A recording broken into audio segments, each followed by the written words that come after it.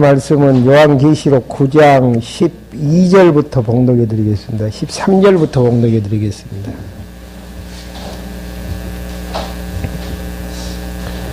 요한계시록 9장 13절입니다. 여섯째 천사가 나팔을 불 때에 내가 하나님 앞에 있는 금제단의 네 뿔에서 나오는 한 음성을 들었는데 나팔을 가진 여섯째 천사가 말하기를 큰 강 유브라데에 결박된 네 천사를 풀어주어라 하였고 정해진 연올 일시를 위해 준비된 네 천사가 사람들의 3분의 1을 죽이기 위해 풀려났다.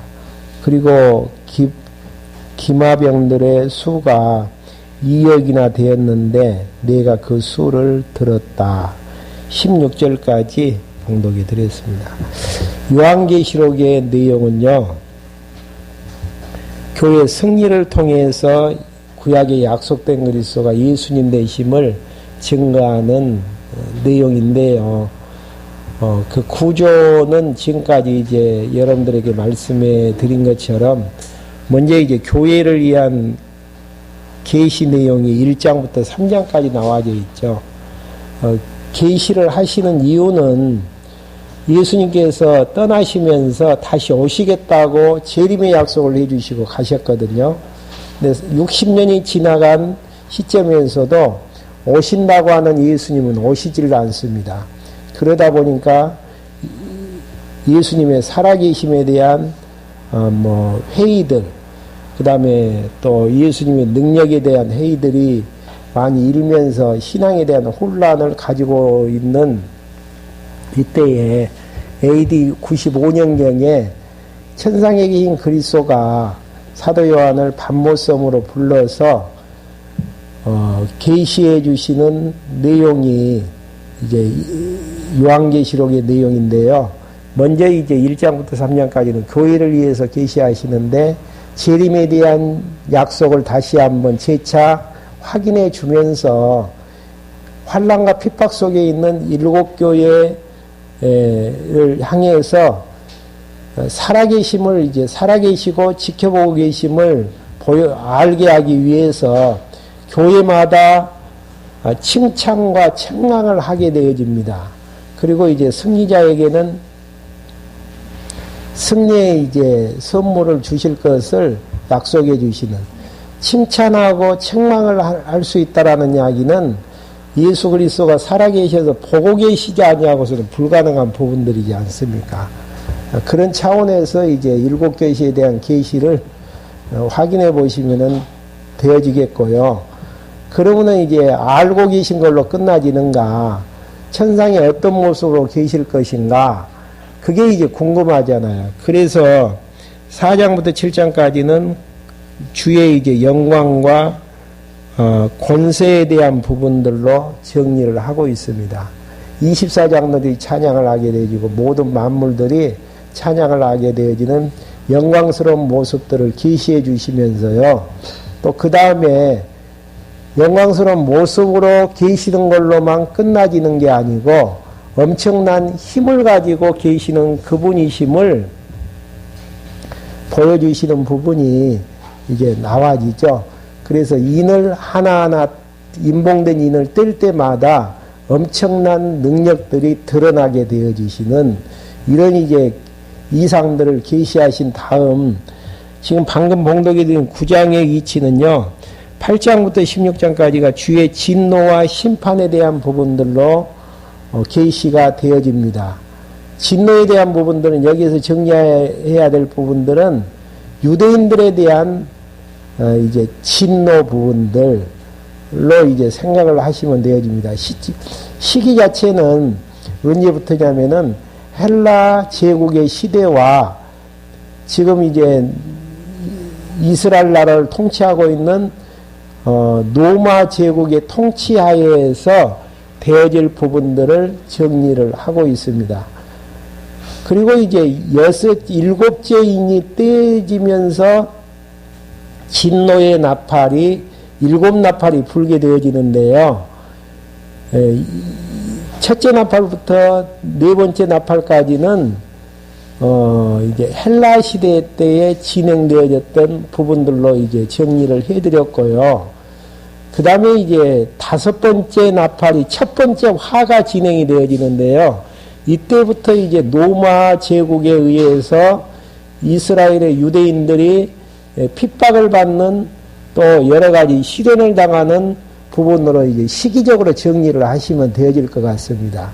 그래서 다섯 번째 나팔이 부러지면서 첫 번째 화가 진행이 되어지는데요. 여러분들 이제 그 표 나누어 드리죠. 그 내용 다시 한번 봐보시죠. 한 장 2주 전에 나누어 드린 표에 보시면은 역사적인 배경에서 첫 번째 화가 로마가 이제 헬라를 제압을 하고 예루살렘을 이제 침공했던 63년경에 예수님 오시기 63년 전에 이제 첫 번째와 다섯 번째 나팔 재앙이 9장 1절부터 이제 12절까지 이제 진노가 이제 시작이 되어지고요. 그 다음에 이제 두 번째 화가 시작이 되어지는데 예루살렘 성전이 이제 70년 예수님 오신 다음에 70년에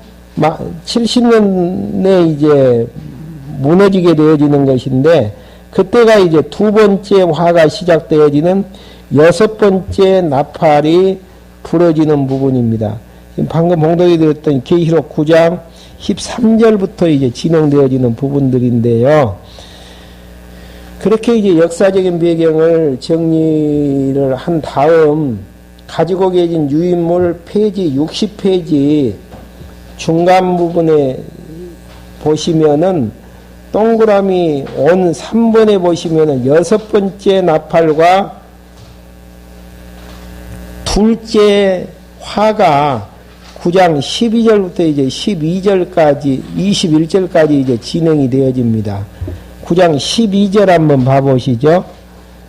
첫 번째 화가 지나갔으나 보라. 첫 번째 화는 뭐죠? 예루살렘 그 이스라엘이 그 로마에 의해서 이제 점령되어지는 AD BC 63년경이 이제 첫 번째 화지만은 두 번째 화가 시작이 되어지면서 끝나게 되어지고 이후에 이제 두 가지 화가 더 닥칠 것이라는 이야기는 두 번째와 세 번째 화에 대한 두 가지의 이제 화가 이제 진행이 된다라는 이야기죠. 그래서 이제 두 번째 화는 예루살렘 성전이 무너져 내리는 70년도고요. 그 다음에 예루살렘이 완전히 파괴되어졌을 때가 132년부터 135년인데 일곱 번째 나팔이 부러지면서 세 번째 화가 진행이 되어지는 이런 이제 두 가지의 화가 닥치게 되어질 것이라는 것을 이제 예언하게 되어지는. 그러니까 9장부터 이제 전개되어지고 이런 부분들은 유대인들에 대한 핍박과 진노에 대한 부분들이에요. 그 부분을 이제 근거로 삼을 수 있는 것은 마태복음 23장 보면은 외식하는 서기관들과 바리새인들을 예수님께서 책망을 하시면서 이미 화가 임할 것을 예언하신 바가 있습니다. 그 예언 따라서 이제 두 번째 화가 진행이 되어지고 또 세 번째 화가 이제 진행이 되어질 것을 확인해주는 근거가 되어지는 부분들이죠. 그래서 12절부터 14절까지는 교환 한번 보시면서 굵직굵직하니 정리하고 넘어가 보죠. 여섯 번째 천사에게 네 천사를 놓으라고 이야기를 하면서 네 천사의 신분이 마병대의 2억 군대라고 15절 16절로 이야기를 하고 있는데요. 15절 한번 봐보시죠. 9장 정해진 연월 연시를 위한 준비된 네 천사가 사람들의 3분의 1을 죽이기 위해서 풀려났다. 그리고 기마병의 수가 2억이나 되었는데 2억은 다른 말로 하면 많은 수. 예. 그러니까 로마 군대의 많은 수가 결국은 그 예루살렘 성전이 있는 예루살렘을 이제 포위해 가지고 무너뜨리게 되어지는 그런 이제 두 번째 화를 이야기하게 되어지는 부분입니다. 그러니까 이역이라는 부분은 다르게 이제 의미적으로 이제 설명을 하면은 많은 로마의 군대가 AD 70년경에 성전을 감싸가지고 무너지게 만드는 이런 이제 부분들. 16절 기마병의 수가 2억이나 되었는데 내가 그들의 수를 들었다. 내가 환상 가운데 말들과 그들 위에 탄 자들 보니 그들은 불빛과 자줏빛과 유황빛의 갑옷을 입었고 그 말들의 머리는 사자 같았으며 그러니까 로마 군대의 위용성을 이제 이야기하는 부분들입니다. 그 입에는 불과 연기와 유황이 나오고 있었다. 그렇게 이제 그 많은 군대 가서 두 번째 화가 진행이 되어졌지만은 그 결과 이제 어떻게 되어지는가? 20절 이 재앙들로 인해 죽임을 당하지 않았고 많은 사람들이 그들의 손으로 행한 일을 어떻게 해요? 회개하지 않았다라는 거. 그렇게 했는데도 회개하지 않았다라는 것은 계속 이제 세 번째 화가 닥칠 것에 대한 내용들이라는 거. 예루살렘 성전이 무너졌으면은 회개하고 돌아와야죠. 근데 그렇게 했는데도 회개하지 않고 돌아오지 않았다라는 거. 그리고 도리어 악년들과 보거나 듣거나 걷지 못하는 금은, 동, 돌, 나무로 만든 우상들에게 경배하였으며 또 그들은 그들의 살인과 점술과 음행과 도덕질을 회개하지 않았다라는 거. 그러니까 선택한 백성들은 어려움이 오면 깨닫고 회개를 하게 되어지지만은 그러지 못하는 사람들은 아무리 어려움을 줘도 깨닫지 못하게 되어지는 그렇게 이제 정리를 할 수 있습니다. 그 다음에 이제 그렇게 해서 이제 죽이는 재앙이 일어나는 부분이 9장 17절부터 21절까지 내용인데요. 예루살렘 환란으로 시작이 함락으로 70년대에 시작을 하여 계속 이제 나타나게 되어지는데 방금 이제 회개치 않는 내용들 정리했죠. 그 다음에 이제 10장부터 11장까지는 남은 진노에 대한 대비. 지금까지 내용들은 8장, 9장은 무슨 내용이었죠? 위의 내용이요?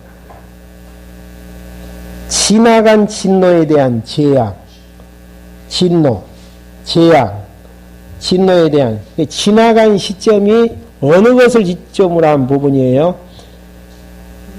요한계시록 기록할 때가 도표에 보면 몇 년도죠? 95년도. 그러니까 예루살렘 성전이 멸망당할 때가 70년도니까 지나간 재앙이었고요. 그 다음에 이제 남은 진노에 대한 이제 대비를 이제 10장부터 11장까지 이제 하게 되어지는 것인데요.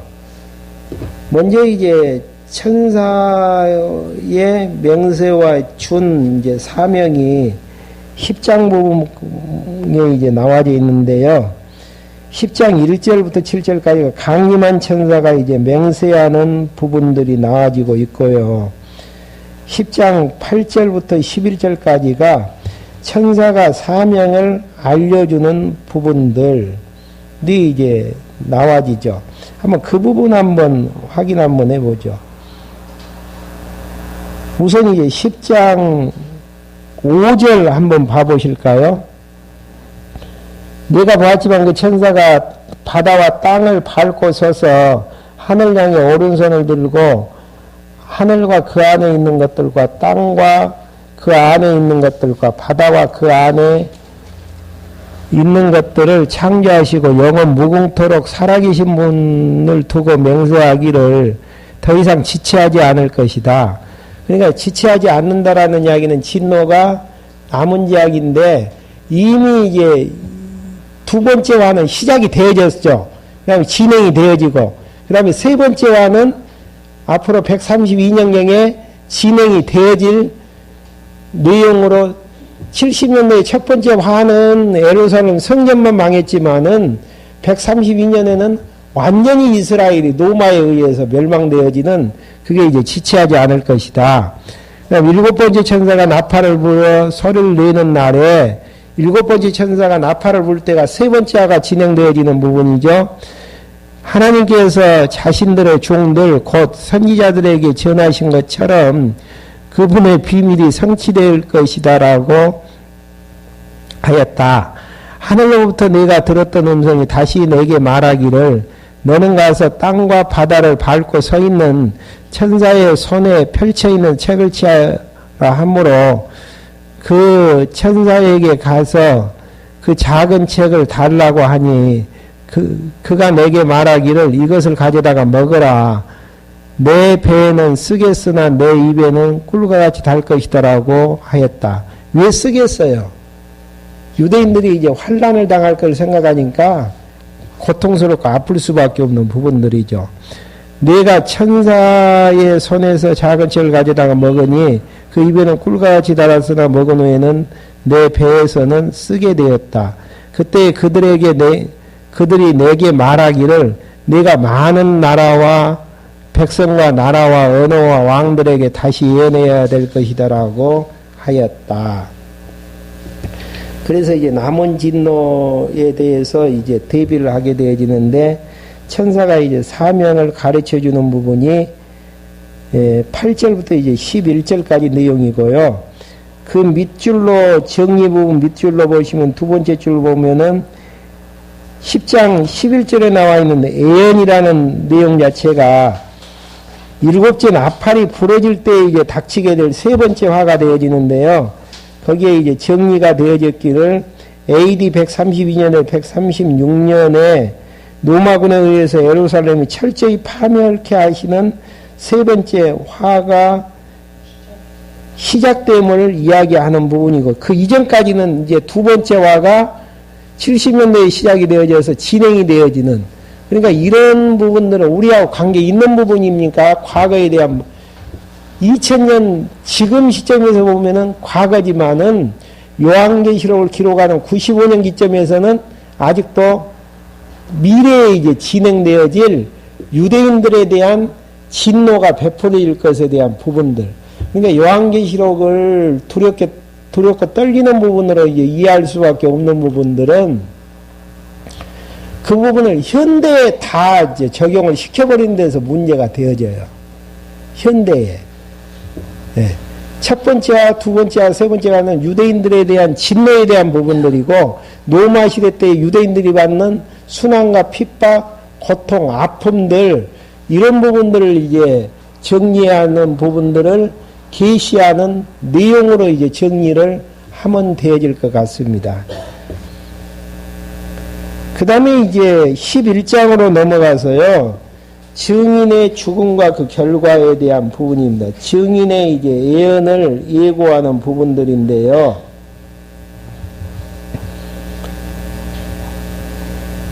먼저 이제 1절부터 2절까지는 천사가 성전 밖은 측량치 말고 앞만 측량하라고 이제 이야기를 하게 되어지는데요. 바로 이제 로마 제국의 11장 한번 읽어보죠.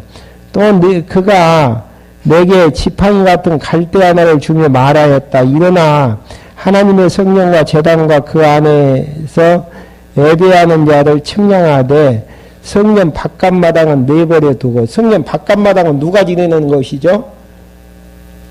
이방인들이 지내는 것이고 그 안에는 측량하지 마라. 이는 그 이유는 그거 나와 있네요. 그것이 이방인들에게 주어졌고 그들이 42달 동안 거룩한 성읍을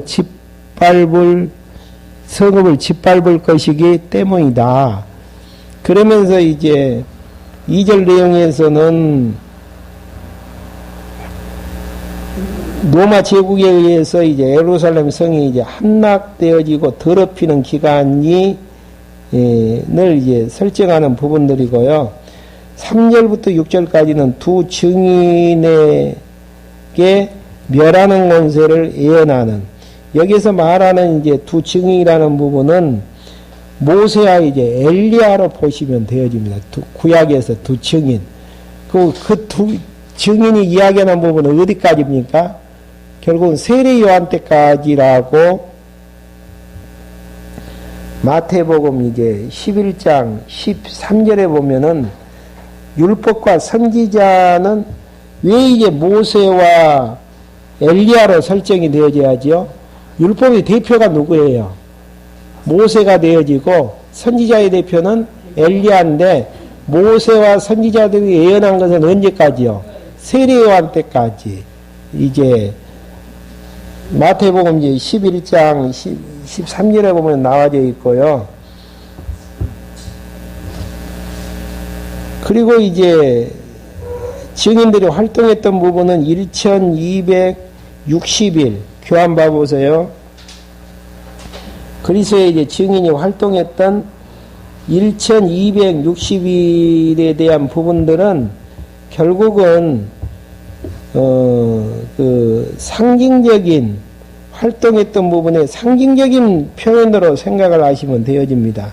그래서 이제 거기에 나온 것처럼 모세, 엘리와 세례요한까지가 이제 율법과 선지자가 예언했던 부분들이고, 또 성령의 능력으로 사도행전에 보면 많은 제자들이 또 예수가 그리스도라고 증거해 나가는 이런 이제 증인 역할을 하게 되어지는 부분의 이제 근거들이 사도행전 1장 8절에 보면은 성령이 너희에게 임하시고 너희가 권능을 받고 예루살렘과 유대와 사마리아 땅끝까지 이르러 내 증인이 되게 해주시겠다라는 이런 이제 내용으로 볼 수가 있습니다. 그 다음에 이제 두 감람나무에 대한 내용과 두 촛대에 대한 부분들은요, 스가랴서 4장에 근거를 해서 그리스도의 이제 증인들로 이제 이야기를 하게 되어집니다. 성령의 능력을 입고 그리스도의 많은 증인들이 두 증인의 이제 역할을 하게 되어지는 내용들로 이제, 그러니까 증인을 갖다가 두 사람이 온다라는 의미보다는 그리스도 증인에 대한 상징적인 인물로 보게 되어지는 것이고요. 구약에서는 율법의 대표인 모세와 그 선지자의 대표인 엘리야, 그다음에 세례요한 이후로는 성령이 오셔가지고 예수님께서 증인을 예수님을 사도로 삼아 주셨죠. 그래서 이제 많은 사도들이 예수가 그리스도라는 걸 증거를 하게 되어지면서 죽게 되어지는, 죽은 걸로 이제 죽였는데도 그걸로 끝나지는 게 아니고 다시 또 다른 증인들이 나타나게 되어지고 다른 증인들이 나타나지는 이런 이제 부분들이 죽었다가 이제 살아나지는 이런 이제 거기 나와지네요. 11장 60페이지 밑에서 두 번째 줄 보면 증인이 살아나 승천하는 부분들인데요. 짐승이 이제 두 증인을 죽이지만은 3일 반 후에 두 증인이 살아서 승천한 후 재난은 이제 계속되어지는 이런 이제 사도행전 역사에서 많은 예수가 그리스도라는 증인들이 죽어가지만은 또 그 다음에 증인들이 나타나서 또 살게 되어지는, 그러니까 영적으로는 죽임을 당하지 아니하고 죽은 것 같다가 이제 다시 살아서 소생케 되어지는 그런 이제 내용들이 61페이지 제일 윗줄 보시면은 그리스도의 증인들이 죽임을 당하지만은 그리스도의 복음의 증인들은 어떻게 되어지죠? 멈추는 게 아니고 계속 이어나게 되어지는 그 내용들이 이제 사도행전 14장 19절, 고린도후서 1장 9절, 고린도후서 11장 23절부터 25절까지 이제 확인해 보시면은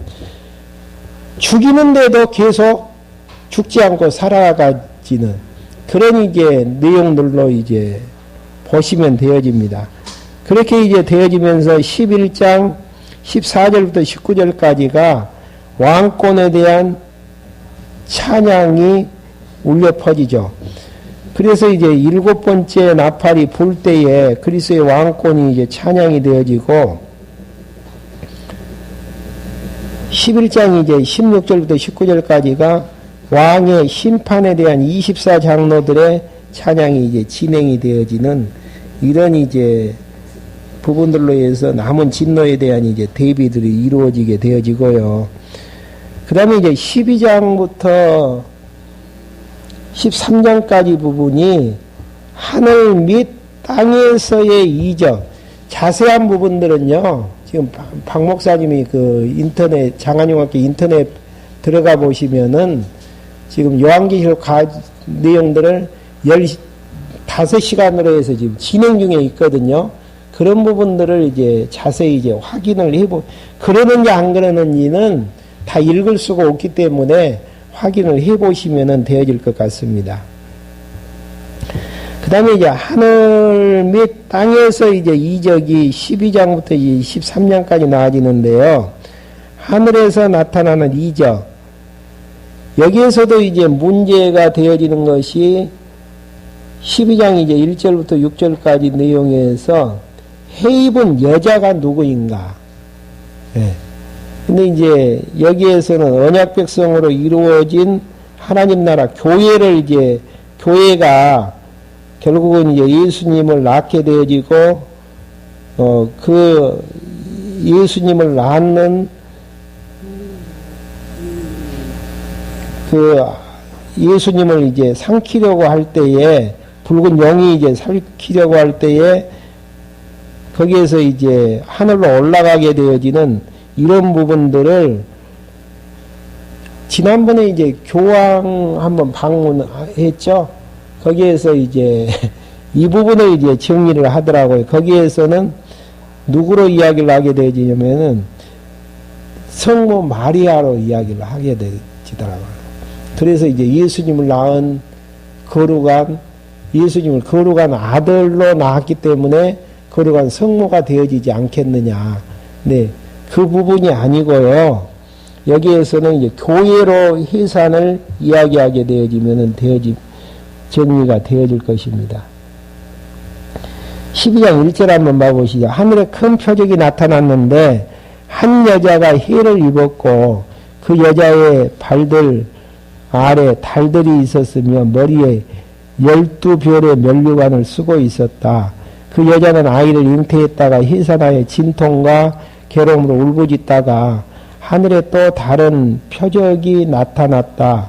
보아라, 7머리와 10뿔을 가진 한 거대한 붉은 영이 있었는데 여기서 말하는 이제 7머리와 10뿔, 7두 식각짐승 연이 이제 누구인가? 이게 이제 중요한 부분이고, 뒤에 가서 이제 설명해 드리겠습니다. 그 머리에는 7면류관 왕관을 쓰고 있었으며, 그 꼬리에 하늘의 별들 3분의 1을 끌어다가 땅에 던졌다. 용이 해산하려고 하는 여자 앞에 섰으니, 이는 그 여자가 아이를 해산하면 그 아이를 삼키려는 것이었다. 그 여자가 아들 낳으니 그 사내가 장차 철장으로 만국을 다스릴 자이다. 그때 그 아이는 하나님과 그분의 보좌 앞으로 들려 올라갔다. 이제 보호를 받는다라는 이야기죠. 예수 그리스도를 이제 보호한다라는 의미로 담고 있죠. 여자가 광야로 도망하였는데 하나님께서 예비해 두신 장소가 있으니 이는 그곳에서 그 여자를 1260일 동안 양육하려는 것이니라. 여기에 나오는 숫자도 보호함을 받는 상징적인 숫자로 이제 정리를 하시면 되어집니다. 그렇게 해서 보호함을 받는 이제 부분들인데요.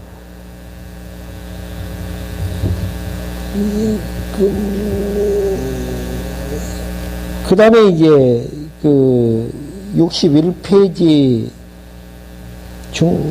위에서 12장 7절부터 12절까지가 용이 하늘에서 이제 쫓겨나게 되어지는 장면이죠. 쫓겨나는 장면들이 나아지는 것인데, 하늘의 전쟁에서 패한 용이 하늘에서 이제 쫓겨나게 되어지는 부분이 7절부터 12장 7절부터 9절까지 내용이고요. 하늘에서 싸움의 승리의 결과, 미가엘 천사장하고 싸워서 이제 미가엘이 승리하게 되어지고 칠두 식각짐승이 쫓겨나게 되어지는 이제 장면들, 이상을 보여주는 부분들이죠. 그리고 이제 쫓겨난 칠두 식각짐승에 의해서 땅에서 나타난 이적들이 12장 13절부터 13장까지 나아지는데요. 짐승은 누구다 그랬죠? 칠두 식각짐승. 싸움에서 이제 짐승이 싸움에서 승리하게 되어지는데요. 자기 땅으로 쫓겨난 용이 여자, 그러니까 언약백성과 예루살렘을 핍박을 하지만은 땅이 이제 도와주는 부분이 12장 13절부터 17절까지고요. 그 다음에 이제 한때 두때 14절 한번 봐보시죠.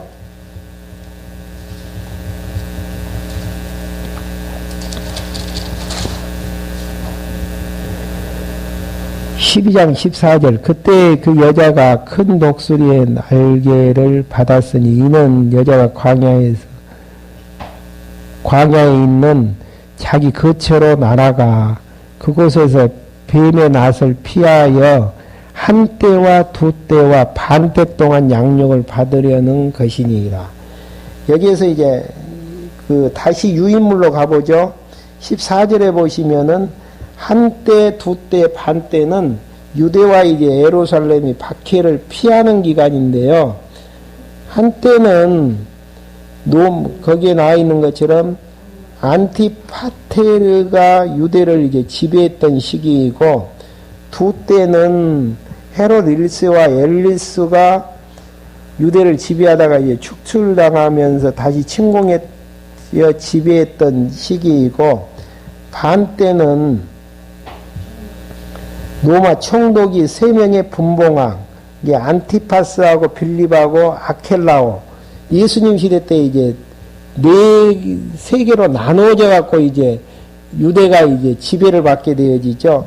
그때 이제 유대를 지배하기 때부터 만왕의 왕 대신 그리스도가 오셔서 구원의 역사가 시작된 때까지가 한때, 두때, 세때.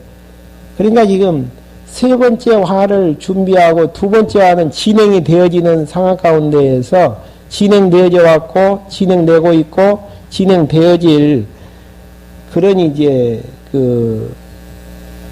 언약 백성들과 예루살렘이 완전히 망하던 아니에요. 망하지 않고 보호받는 이제 그런 이제 박해를 피하는 그런 이제 시기로 보시면 되어집니다.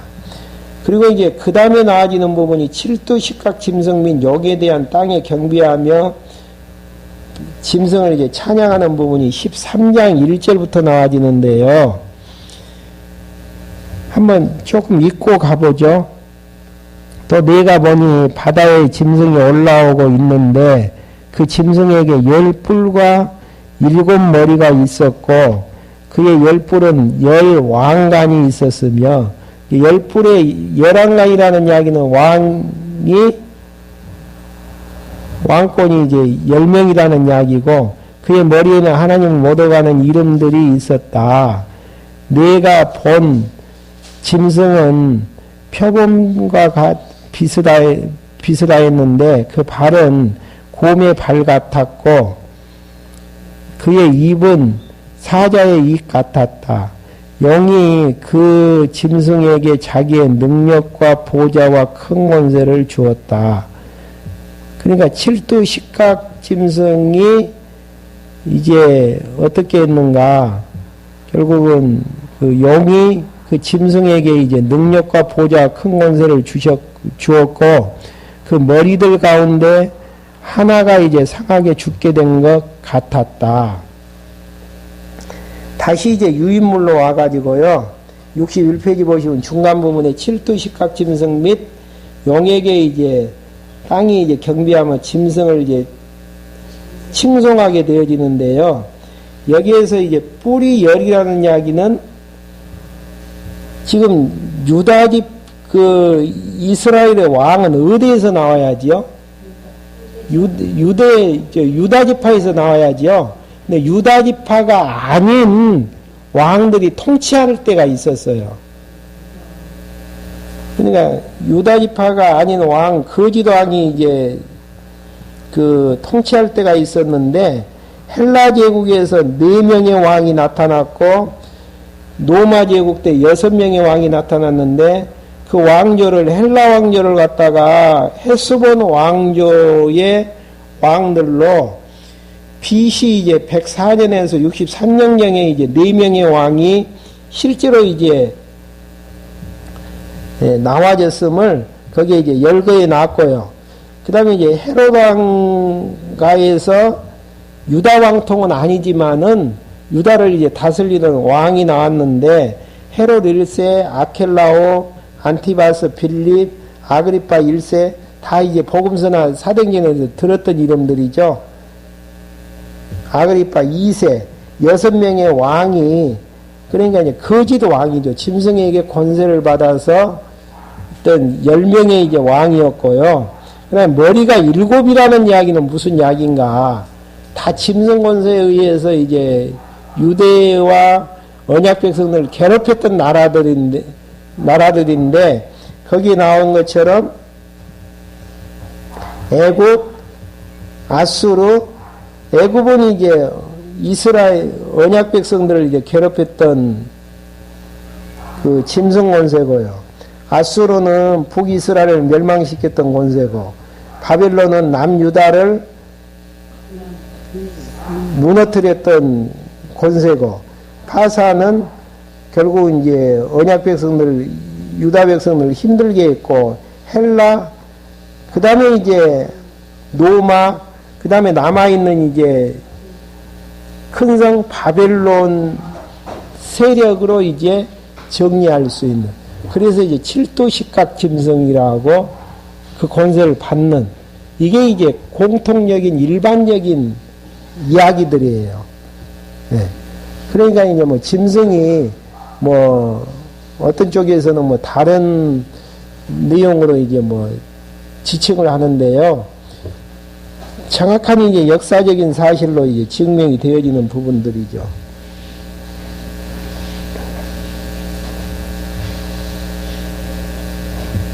그래서 이제 13장 5절부터 10절까지는 짐승이 받은 권세와 승리로 인해 인내가 있음을 알려주는, 그러니까 짐승이 받은 권세에 의해서 예루살렘이 70년도에 이제 함락되어지고 또 승리를 인해서 인내가 있음을 이제 알려주게 되어지는 13장 5절부터 한번 봐보시죠. 또 짐승의 큰 소리 치며 하나님을 못 오가는 말을 하는 입이 주어졌었고 42달 동안 활동할 권세를 주었으니, 그러니까 예루살렘 성전이 이제 무너지면서 괴로움을 당하는 이제 기간들, 짐승이 입을 열어 하나님을 향하여 못 오가되 하나님의 이름과 그분의 장막 곧 하늘에 사는 자들을 모독하였다. 또 그가 성도들과 싸워 이기도록 허락을 받았으며, 그러니까 70년도에는 아무리 이스라엘 백성들이 성전을 지키고 로마 군병들을 이기려고 해도 하나님께서 이미 허락되어진 일이기 때문에 질 수밖에 없는, 모든 족속과 백성과 언어와 나라를 다스리는 권세가 그에게 주어졌다. 땅에 사는 이들 곧 죽임을 당한 어린 양의 생명책에 창세 이후로 이름이 기록되지 않는 자들은 그 짐승에게 경배할 것이니라. 로마군 그 군대에게 이제 경비하면서 살 수밖에 없는 이런 이제 부분들이죠.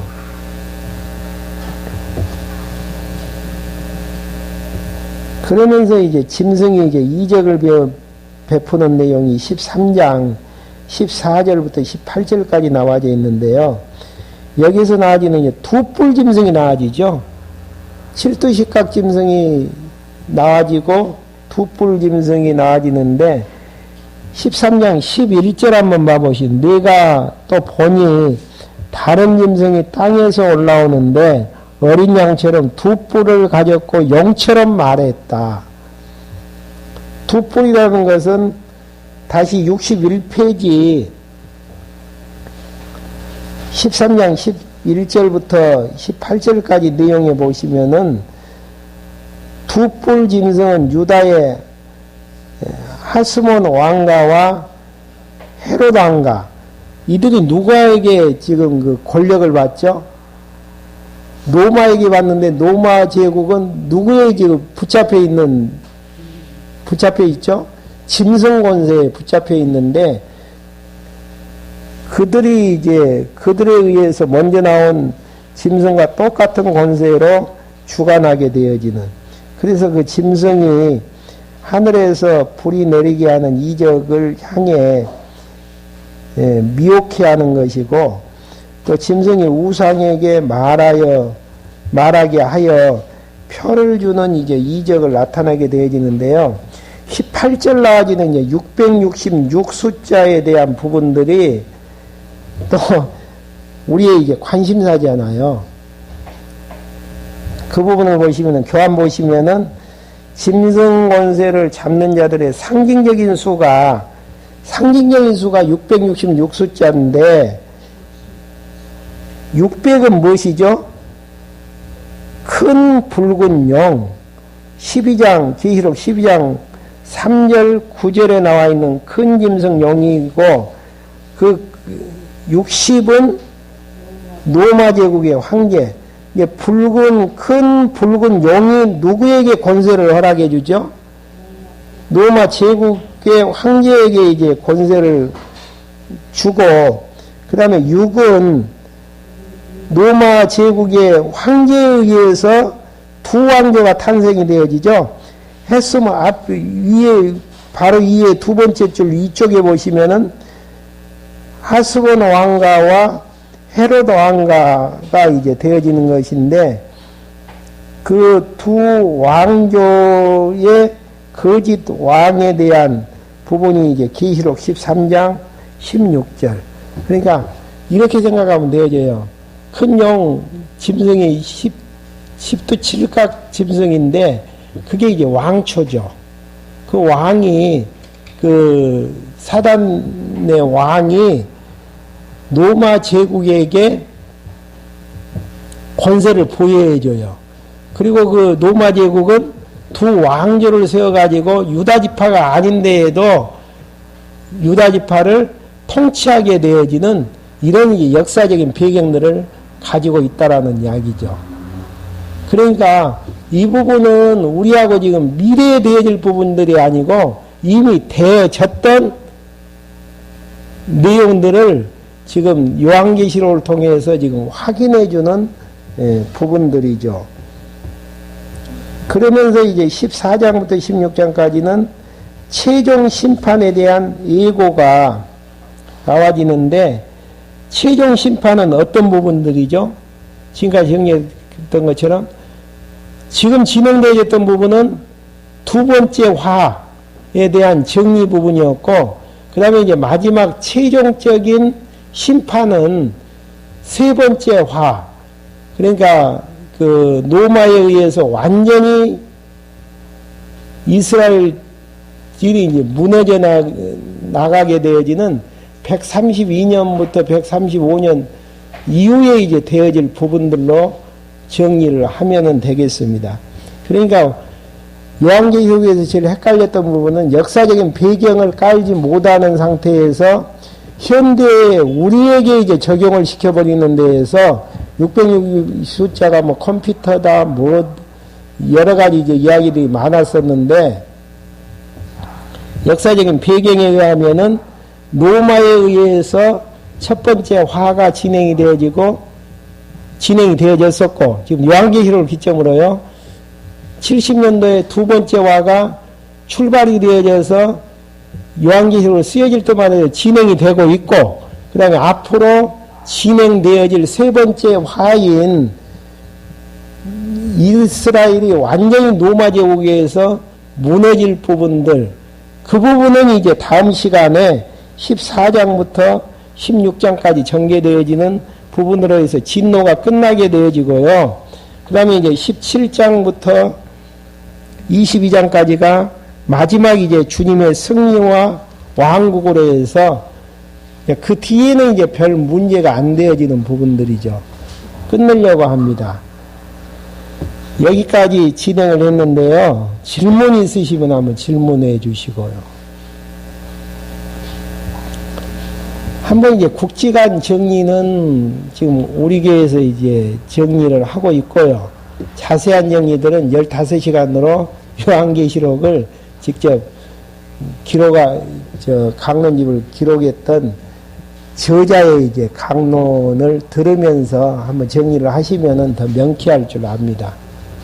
그러니까 역사적인 배경이 정리가 안 되어지는 데에서 현대로 적용을 시키는 데서 문제가 이제 되어졌다라는 것입니다. 그래서 가능하면은 야외에 갔다 와서 1시간으로 해서 마무리를 지을 예정이고, 뒤에는 그렇게 어려운 것이 없으니까요.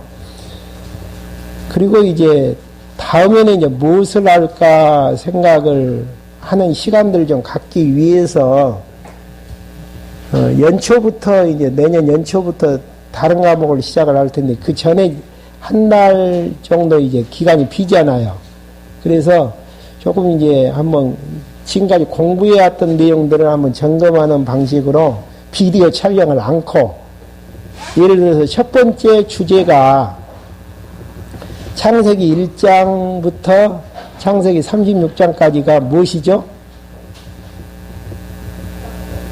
여호와의 언약이죠. 창세기 1장부터 36장까지가 여호와의 언약인데, 왜 여호와의 언약인가? 그 주제 가지고 한번 한 50분 정도 한번 서로 이야기할 수 있는, 그 부분은 크게 확대해서 이야기할 수도 있고 작게 할 수도 있고, 한마디로 30초에 이야기할 수도 있고 20분에 이야기할 수도 있고. 그러니까 무조건 그냥 1장부터 36장까지는 여호와의 언약이다, 이렇게만 이제 정리하시지 마시고요. 왜 여호와의 언약인가?